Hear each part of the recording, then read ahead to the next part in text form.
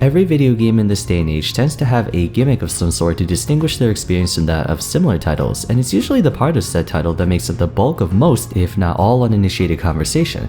Ever since the video gaming industry's inception, games have been defined by their gimmicks, and the goal of every development studio is to create as innovative of a gimmick as possible. Genshin's spin on the action RPG genre is that of the 7 elements, which, while a typical format for gacha games, is an interesting approach to take for an action RPG. These 7 elements double as both the game's class system and character design template. A large majority of units we've seen up until this point have their designs noticeably influenced by the element they resonate with. Sometimes they even go so far as to have the same hair and/or eye color as that element. More importantly, their playstyles and roles loyally follow the principles of their visions. Aside from edge cases, every moment in this game will be based on some interaction with Pyro, Hydro, Anemo, Electro, Cryo, and Geo. On a surface level, this is a rather thoughtfully delivered concept, one that not only serves to make the game's combat more enticing, but also resonates with the world and lore of the game itself. Elements have shaped the rules of this reality in every possible way. However, as far as gameplay is concerned, only 6 of the 7 elements have had a commanding presence. We still have yet to see Dendro incorporated into Genshin's greater whole. That said, Sumeru is slated to be the next region released in Teyvat and is the originator of Dendro, so it's not too unrealistic to believe that it should be arriving within the latter half of 2022. Today, I want to make a video theorizing and discussing the implication of Dendro's eventual addition to the game, what it entails to the future of Genshin's gameplay, and why it could be the key to equalizing the existing 6 elements. Oh, by the way, I am aware there have been leaks about Dendro's reactions, but I haven't seen them, nor do I want to, because, you know, bad stuff could happen if I talk about them on video, so I won't be taking leaks into consideration. True to their archetypal natures, each element has a dedicated role within the game's combat, from their innate applications to the theme their corresponding units share. It's not anything we haven't seen before. Scores of titles have utilized the likes of fire, water, wind, earth, lightning, etc., but the way Genshin does it is quite unique. Pyro is the element of power, and therefore the most offensive of the elements. Its units place a great deal of focus on damage, and its reactions are largely oriented around widespread pressure. Due to this, many of its characters see routine usage, and it has since become a staple element for almost every player. Hydro is the element of change, and as a result, it's garnered a reputation for being the most supportive and adaptable of the 6 playable elements. Hydro units, while fewer in numbers, come in all different forms, but a common trait to notice among its roster is that they can meld to suit the purpose of whatever their party demands. Anemo is the element of control. Its fundamental purpose is to reposition either enemies or the players themselves to the latter's benefit. Many who wield this element are proficient in setting up ideal conditions for powerful combos, complemented by its single yet versatile reaction. Electro is the element of consistency. It's well known for generating energy quickly and frequently. Where Pyro characters prefer to channel all of their might into one strike, Electro units value staying power, making them incredibly self-sufficient and ideal for extended combat thanks to the equal parts damage and sustainability. Cryo is the element of pressure. Out of all 7, it's the best at negating the strengths of enemies while exposing their weaknesses, which can be easily achieved due to its representatives having no shortage of persistent effects, simultaneously augmenting their party's offensive and defensive capabilities. Geo is the element of substance. Those who align with it employ the usage of structural objects to their advantage, usually bolstering their defense. In accordance to its ideology, Geo units prefer to face opposition head-on, and they can achieve this through their noticeably high endurance. These are the 6 playable elements in Genshin. Of course, like any game, there are exceptions to every rule. Characters don't always follow the doctrines imposed by their visions, but in the scope of gameplay, characters are a way for the player to understand the fundamental aspects of a unit. So I said earlier that on a surface level, the elemental system and its reactions seem to be well thought out. By mixing and matching elements, you can achieve game-altering effects in your favor, and enemies can do the same against you. But for those of you who've been playing for a while, I'm sure you'll know that not all elements were created equal. As it stands, Pyro, Hydro, Anemo, and Cryo have been sought after and prioritized over Geo and Electro in light of the greater number of practical advantages offered by the former. Make no mistake, there are powerful Electro and Geo units. Look no further than the respective Archons, 2 of the strongest characters in the game period. That said, those are individuals. We're talking specifically about the elements in totality. Geo's sole reaction is Crystallize, dropping a shard fragment that when picked up provides the player with a small elemental shield that protects more efficiently against damage of the same element. On paper, Crystallize does sound very appealing to have. In practice, the shields are only strong enough to block at most one powerful attack, and aren't as consistent as that of player-generated shields like Diona or Yanfei. In their defense, Geo units have held strong through their niche yet phenomenal synergy with members of their own roster. Electro has 3 reactions, one of which is integral to making physical damage dealers viable. However, when face to face with Pyro's overwhelming force and raw damage output, Electro fails to hold a candle in offensive capabilities. It wasn't until the advent of Shogun that we have a tier 0 unit in the game, though her success is greatly attributed to her own merit rather than the element's universal benefits. Much of the game's present meta has been dominated by the trinity of Pyro, Cryo, and Hydro, while Animo has persisted as a mainstay by virtue of being able to make those 3 elements' jobs easier. The imbalance of power was exacerbated by the fact that for the greater part of early 2021, quite literally 90% of all new characters released during that time were either Pyro or Cryo, leading to those 2 elements having far more representatives to choose from, while the likes of Geo and Electro had only 4 or 5 at most to speak of. Attempts over the past year and change have been made to alleviate this disparity, such as increasing the scaling on Crystallize based on elemental mastery, as well as the inclusion of more characters like Hujo Sada, Shogun, Ito, and Yunjin. Even so, there's still a clear divide in both effectiveness and popularity between elements.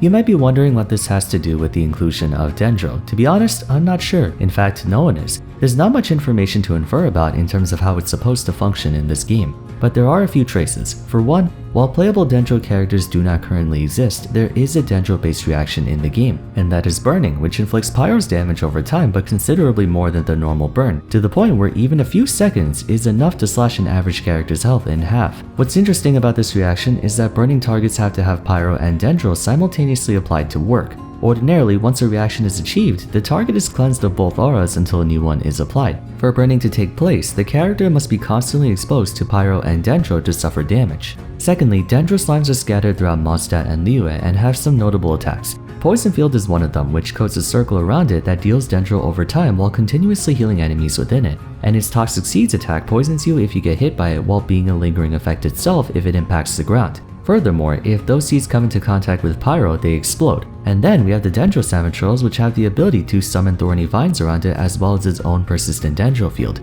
Based on what little is in the game, we can make an educated guess that Dendro has something to do with persisting effects. Burning requires persistent application and then reapplication of Dendro. Then the slimes deal persistent damage over time while creating persistent fields of Dendro, and the Savatrolls create persisting thorny vines that remain on the field. Thematically speaking, this lines up with the idea that Dendro is the element of nature, which is all around us. Players have been speculating for months on what Dendro could be, and I've also done a bit of theory crafting on that myself. It's plainly obvious that Dendro units will have a lot to do with aspects from nature. By extension, that could entail other nature-based interactions such as wood, leaves, vines, grass, flowers, or anything that has to do with organic matter. It could even involve fauna. I wouldn't be surprised if they released a Dendro character who's a beast tamer. With that in mind, how would Dendro's theme translate into its gameplay? Here are some things I thought of. The first is amplification. We know that burning is, for all intents and purposes, a stronger variant of Pyro's regular dot damage. Something else that could happen is using Dendro as a lightning rod for Electro. In real life, lightning often strikes trees because electricity seeks the path of least resistance, and the sap and moisture inside the tree make it a better conductor than the surrounding air. It can work in tandem with geoconstructs, perhaps increasing their durability.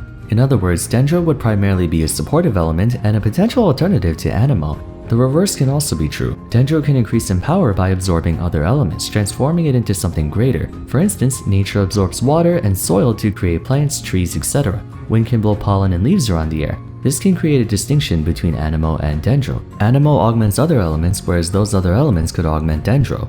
Now, for the individual components, whatever pertains to nature is fair game. I already brought up the idea of a beast tamer. There could also be a character who specializes in utilizing poison powder or regenerative herbs to hinder enemies and assist allies respectively. One could argue that Hydro is the element focused on healing, but I disagree. Yes, we have Shinto, Kokomi, and Barbara, but in the Animo category, there's Sayu and Jin. For Cryo, we have Diona and Chi-Chi. For Geo, we have Noelle, Goro, and Zhongli. No, I'm not saying Zhongli has the same kind of regenerative acumen as Kokomi, but healing is not exclusive to one specific element as much as people would like to think. Buffs and debuffs are on the table as well. One of the ideas I proposed in my Fixing Electro video is making it a breaker class, but that also could be for Dendro. When you're affected by Dendro, it almost looks like there's pollen or some kind of powder around you, which gives me the impression that Dendro characters will have the ability to lower enemy stats. Also, something I don't think anyone has talked about yet is that Dendro's theme of persistence and life can be weaponized in a variety of ways. For example, extension. Extending buff durations, extending elemental reactions, this approach could also be a possibility.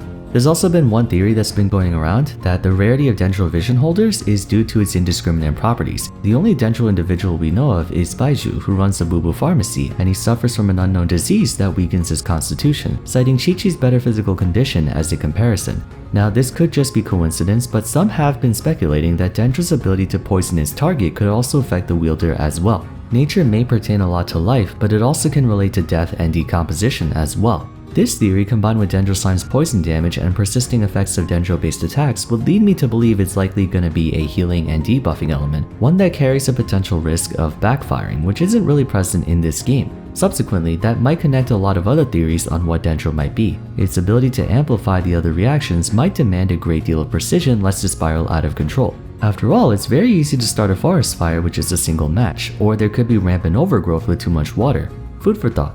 Regardless of what form Dendro takes, I have a feeling that its inclusion could have a profound effect on Genshin's game balance for better or worse. For some reason, this reminds me a lot about Pokemon. For many years, Dragon-type Pokemon were widely considered the strongest of all because of a combination of high base stats and resistances to the types associated with your starters: fire, water, and grass, as well as electric on the side. Up until Generation 6, the only two types that were super effective against dragons were Ice types and other dragon types. Thing is, Ice type has generally been rather lackluster in the offensive department, and their weakness to fire, steel, fighting, and rock type made them very easy to challenge due to dragon types knowing how to use at least one move out of any of the four types. Additionally, dragon types are only resisted by steel, so there were no types that were super effective against them while resistant to them. It was one or the other. So essentially, the only ones who could really beat dragons were other dragons. Then came fairy types, who single-handedly shut down dragon types tier 0 status by being the first type to deal super effective damage and be completely immune to their attacks. It also inadvertently became the only type that could deal super effective damage to dark and ghost Pokemon who originally had no weaknesses.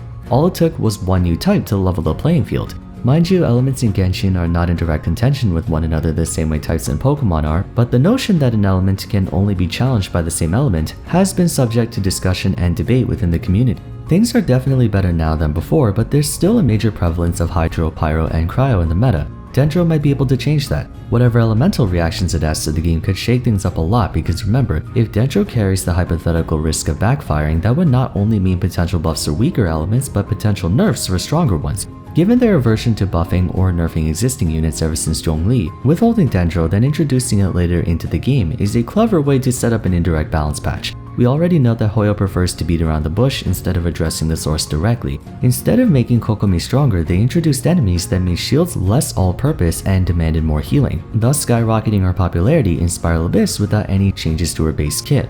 Or when they released the Clam artifact set that basically had her name on it. Dendro could be that very same thing, but for the likes of weaker elements and characters as a whole. Listen, I could just be delirious from too much copium. I'm holding on to any bit of hope that one day Kuching will be top tier again. We'll see. Anyways, what are your thoughts on Dendro? Do you think it will level the playing field, or do you think people are setting their expectations too high on this? Let me know in the comments down below. Aside from that, if you enjoyed the video, please be sure to leave a like and sub to the channel. Consider following me on Twitter, joining my Discord server, and checking out my other discussion videos if you haven't yet. But for now, thanks so much for watching, and I look forward to seeing you again soon. Take care.